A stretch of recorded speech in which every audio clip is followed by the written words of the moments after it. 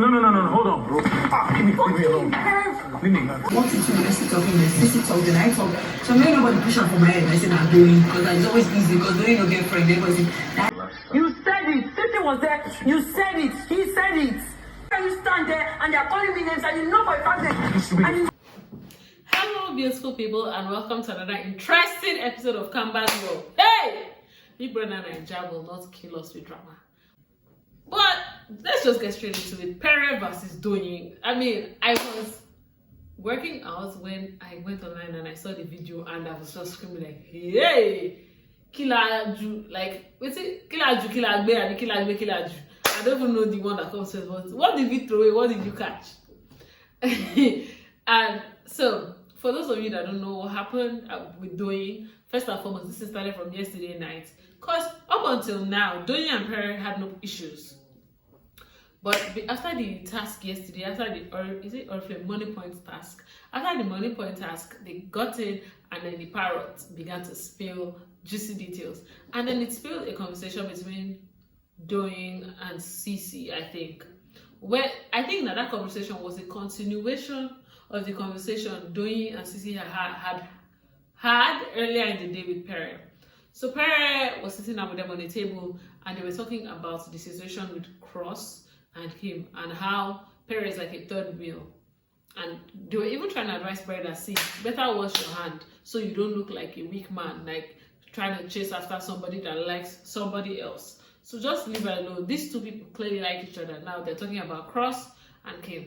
And Pere now explains to them that, see, he knows these two people. Nothing is happening between them. They are both his friends. He knows them personally. He has a relationship with Kim outside the house. He has a relationship with Cross outside the house. And he knows them both. So he was confirming to Sisi and Doyin that nothing is happening. But Sisi and Doyin now, from their own point of view, like, this one is like mumu. Like, when they tell you what's the apple, they say nothing the apple. Me, Doyin was coming from the point of, I was the head of the house last week. Cross and Kim were upstairs with me. I saw the way these two were acting towards each other.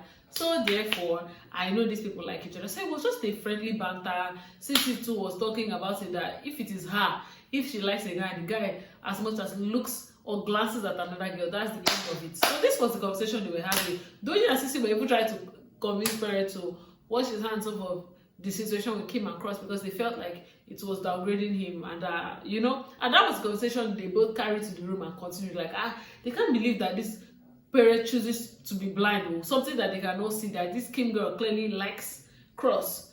And even Sisi even told them that the day that Big Brother showed we played a video of of Pere and Kim having like what looked like an intimate conversation, and that day Cross was upset about it.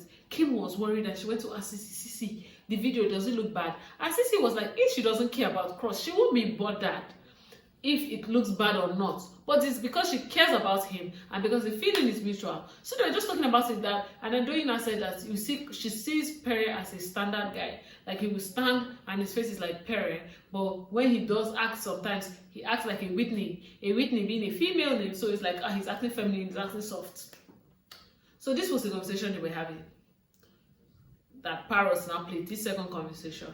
So, but the way the Parrot played it, because this conversation happened between 2 or 3 people, but the Parrot just said it like one person.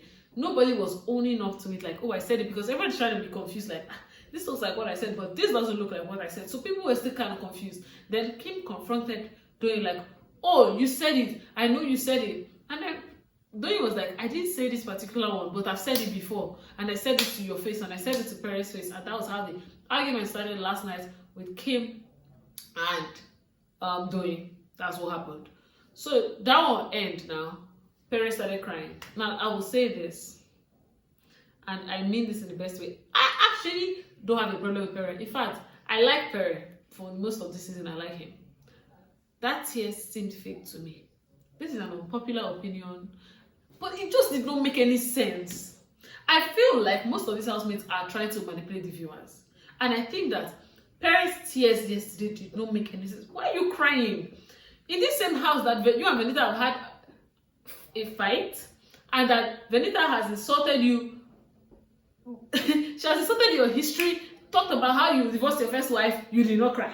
You had a physical altercation with Adekunle, you did not cry.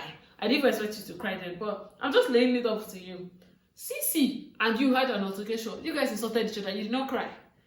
Is this one that Doyin said is making you cry? Now, I'll give Pere the benefit of the doubt. Maybe he thought they said weakling.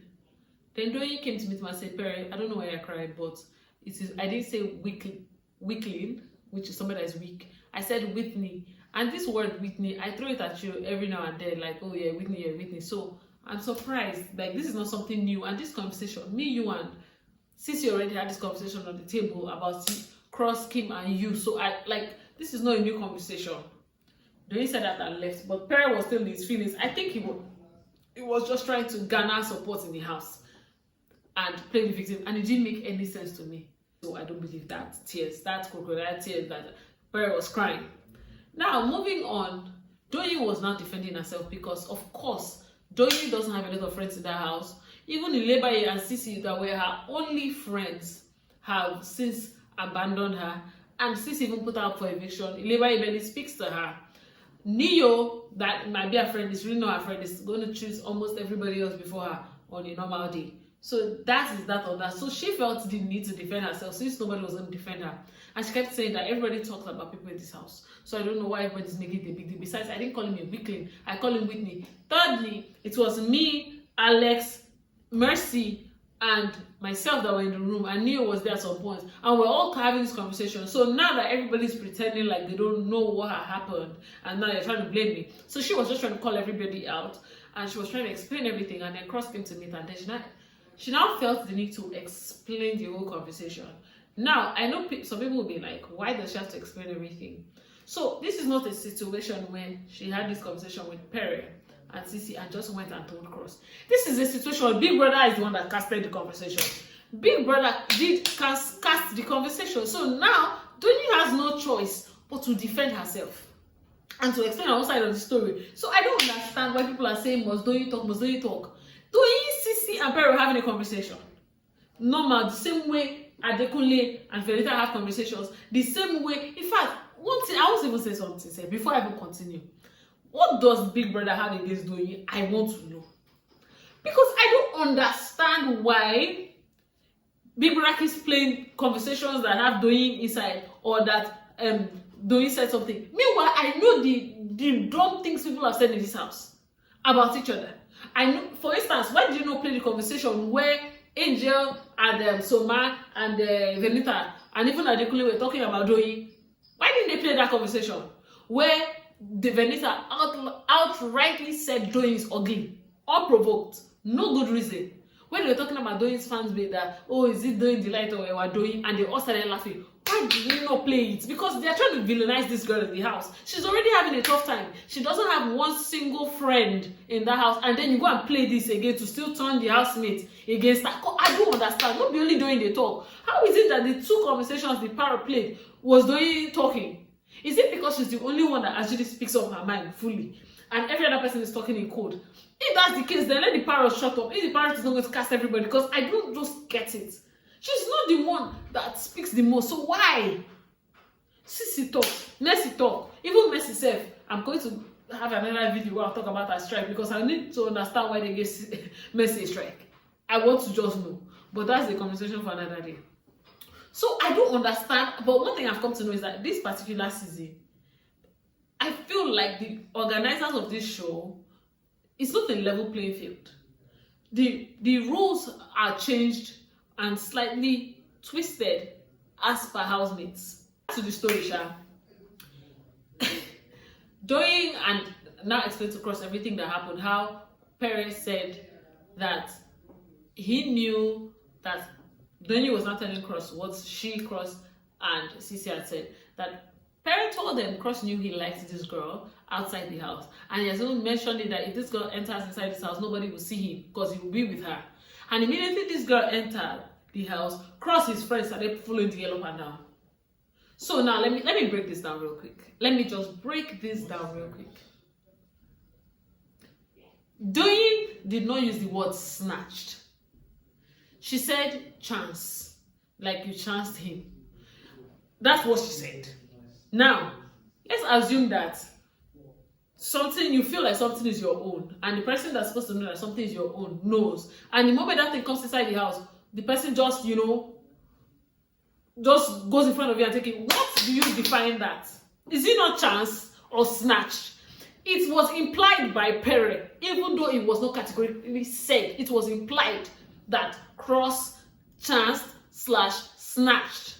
But that's not even the conversation. The conversation is what Parrot said. So people are just trying to paint Doyin as a demon that she isn't. People need to be honest with themselves in this life. Come on. I know it's easy to find one person and just hate that person, and right now it's Doyin. But me personally, I don't buy this dumbass idea of singling somebody out. This is Pere that sat down with 4 grown men, I mean 5 of them, and decided that he was going to instigate a third strike. He's the one that is now forming victimhood, because I want to understand the moral ground with which he's standing. But if we even say let's separate the 2 cases, what did Doyin say that's a lie? Because Doyin did not cast this matter. Big Brother decided to cast the matter. But now that the matter is out, she has to defend herself. She needs to bring everything out to the open now. Big Brother already did the first work. She has to finish it for her own sanity in that house, because she doesn't have any friend. The only person that can defend her is herself. Now, while she was defending herself, Alex, doing, I don't know if it's the Lord's work or the work of darkness, decided to inform Doyin that last night Cross, Pere, and Kimopra made the decision that Doyin is the liar. She's the one instigating everything. And that's the truth. I was watching this TV last night. That's exactly what Pere did. Pere lied to Cross and Kim and tried to pretend like Doyin just pulled these things out of her ass. He just tried to make this girl the victim and the villain. I mean, sorry, the villain, not the victim. He made himself the victim and made her the villain. And, you know, him and his friends, even Cross now said, wow, so Doyin is doing this. So the 3 of them agreed that, this Doyin safe. Alex now went to relay the message to Doyin this morning. Doyin was not angry. Like, are you serious? He can't look me in the face and tell me that I'm lying. Like, that one said on the verse. Say she hates being made the liar. Like, what is this? Is she the only one? She was not parrying. Kim went inside the dressing room. But you know Doyin now. Doyin's second name is Audacity. She not fear anybody or go auntie. She kept saying what she was saying. Say, okay, if Pere didn't tell me, how would I know that Cross said he liked Nengi if Pere did not tell me? Like, I don't know anything. So why is he now trying to lie? Kimopra heard this. Kimopra went to confront Pere that this girl is saying that, how would she know this? Pere now started saying, this girl, blah, blah, blah, she's lying. This is not what I said. He was trying to twist and turn and say story. Then he now said that Doyin deserves, that if he was a girl that slapped Doyin 3 times and beaten her to a pulp. Pere said that if he was a girl, he would have slapped Doyin 3 times and beaten her to a pulp. So on top of this matter, you did not say this about Sisi that was insulting you unprovoked. You did not say this about Venita. You see this life, eh? People only pick on the person that they feel like is an easy target. That's it. Because if it comes to who has provoked Pere the most in this house, Doyin is not the one. No. More people have provoked Pere, insulted him. And he said nothing to this extent. But because he's Doyin now, that's when you have the mind to be saying nonsense. Because you feel like she doesn't have a strong fan base. People are trying to suck up to people that they feel like they have a strong fan base. They don't want to offend them. But anybody that you feel doesn't have a strong fan base, you need to talk to the person anyhow. Anyways, this matter tires me. It's long, but I'm just really upset because I hate it when people gang up against a person. I hate that thing with my whole might. I hate it. Who will say the truth? Because another thing that's annoying is, why is it that Sisi that was in that conversation, why did Sisi not say it in front of everybody that Pere, I was there, you said these things? Why? When they've all gone out, that's when Sisi was not saying this in the room that, don't mind them, leave them. When they go outside, they will see the clip. If they like, they should lie to each other. Why didn't you say it when everybody was there? Because that's one thing you cannot take away from Doyin. If you say something, Doyin will say it where everybody's there with their grandparents. She don't send anybody. So this is the life that people with audacity have to endure in this life. You just have to take a lot of rubbish. Because people don't like people that tell the truth. The thing is that I even like Pere. But in this particular issue, Pere is a liar. He lied. And I hope that conversation that made Pere punched the wall. Please, Big Brother needs to play it before you give him a strike, because a strike is necessary. This is not a punishment matter. This is a strike issue. I'm telling Alex that what even annoyed him was that Doyin didn't even come to apologize. Blah blah blah. Doyin was not passing. Doyin said, Pere, why are you lying?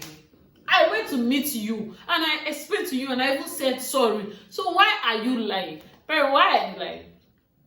And that's when Doyin, I think, had enough, started antagonizing him. Like, you're a liar. Pere, you're a liar, you're fake, you're a liar, you're fake. Pere now told what's her name? Alex, that I'm not going to get into an argument with an animal. So you see that this conversation, there's no sense. Doyin was saying you're a liar. He called her an animal, right? So this is a conversation. This is like two people, they quarrel.